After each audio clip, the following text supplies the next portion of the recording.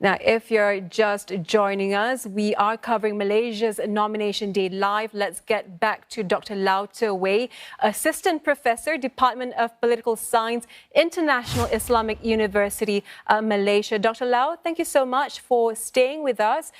Looking at Mr. Ismail Sabri's record for the past 14 months as Prime Minister, how do you think he has performed as Prime Minister? And do you think that the Rakyat of Malaysia will return the mandate to him?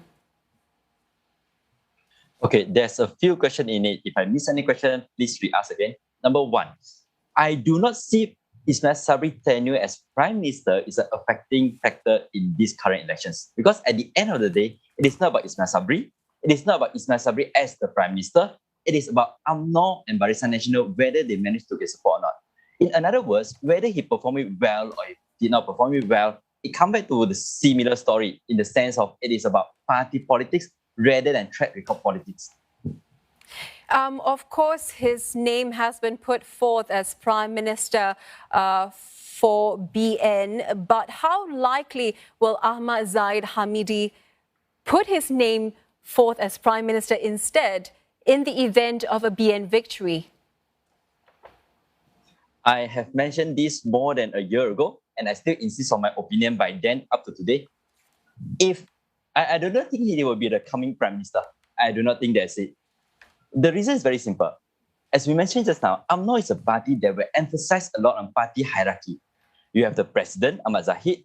You have the Deputy President, Muhammad Hassan, and he is the top voted Vice President. In other words, he's number 3 within UMNO. According to UMNO convention, UMNO practice, and even up to UMNO culture today, I do not see how number 3 can continue to be the Prime Minister.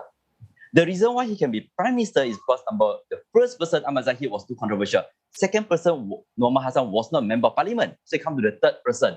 And the third person, he was the highest voted Vice President. That's the reason for him to be there. So in this coming election, although they promised him whether to be a poster boy, to be the Prime Minister candidate, I do not think this will be the way.